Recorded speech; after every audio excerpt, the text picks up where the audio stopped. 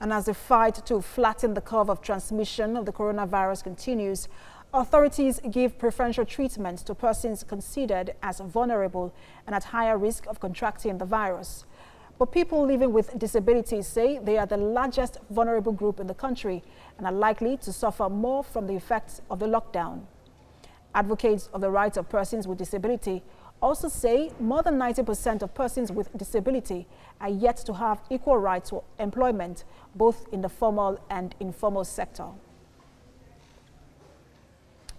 And program lead inclusion works and speaker at Nigeria People's Disability Parliament, Rasak Adekoya, is visually impaired, and he joins us on the news for more on this. Good to have you join us, Rasak Adekoya, this hour.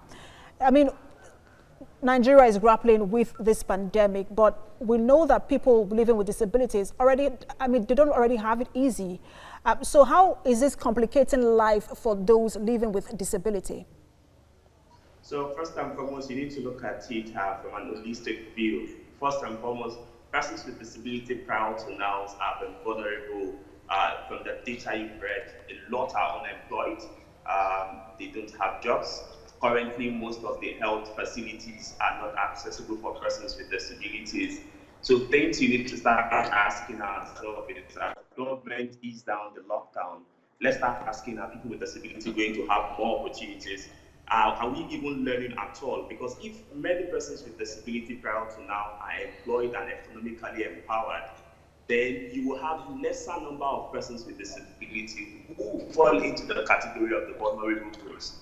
And among those people that the government will be providing economic palliatives for.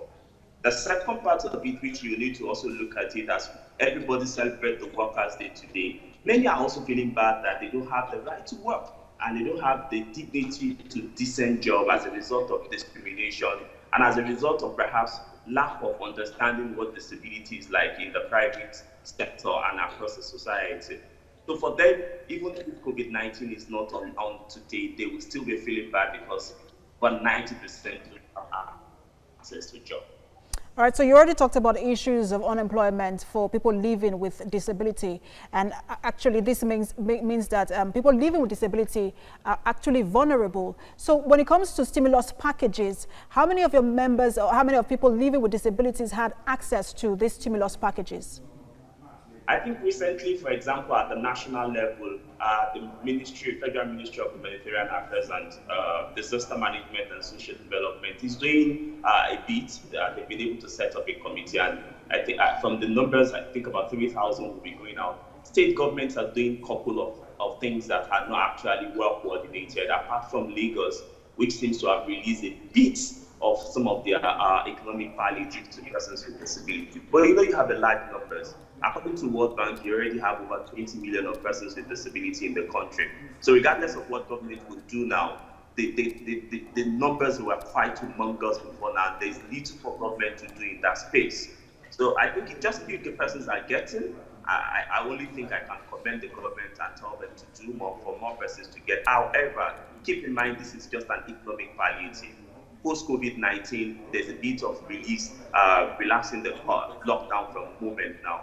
And if that's a situation, what would they fall back as a move? Many have also lost their job in this situation.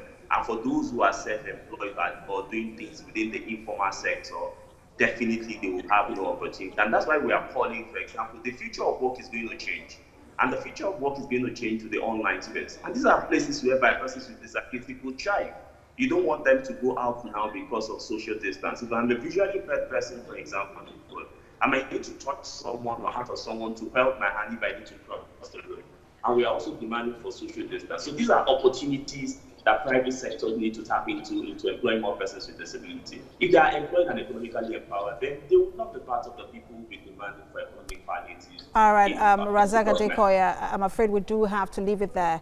Program lead inclusion works and speaker at Nigeria's People's Parliament, Disability Parliament, Rasak Adekoya. Many thanks for talking to TVC News.